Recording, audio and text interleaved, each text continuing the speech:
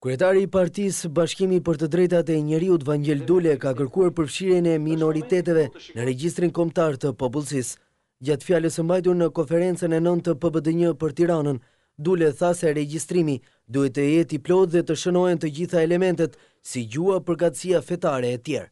Prandaj shfrytëzojmë edhe këtë rast që kemi sot për t'u drejtuar autoriteteve shtetërore sot, se nesër është vonë. Nisni bashkëpunimin funksional me përfaqësuesit e minoriteteve të ndryshme. Hapini rrugë dialogut, transparencës. Vendi ynë do të bëjë një regjistrim të popullsisë me të dhënat e përkatësisë etnike, gjuhësore dhe besimit fetar, siç e ka bërë çdo vend i Evropës, ose prej pjesëtarëve të minoriteteve nuk do të tolerohet asnjë skonto. Sipas kreut të Bashkimit për të Drejtat e Njeriut, qeveria aktuale ka dështuar në garantimin e shtetit të së drejtës, respektimin e të drejtave të njeriut dhe të drejtave të pjesëtarëve të minoriteteve, ndërsa akuzoi kryeministrin Berisha si përgjegjës për dështimin.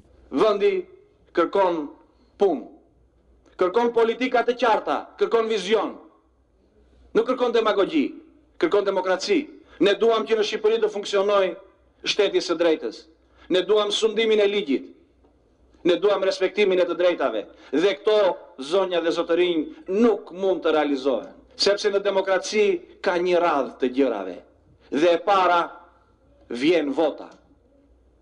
Dhe kur kjo vot nuk respektohet, kur kjo vot shpërdorohet, abuzohet me të, me të gjitha derivatet e tjera, me ekzekutivin, me legjislativin, me gjyqësorin, do të luhet edhe më keq, ashtu siç po ndodh.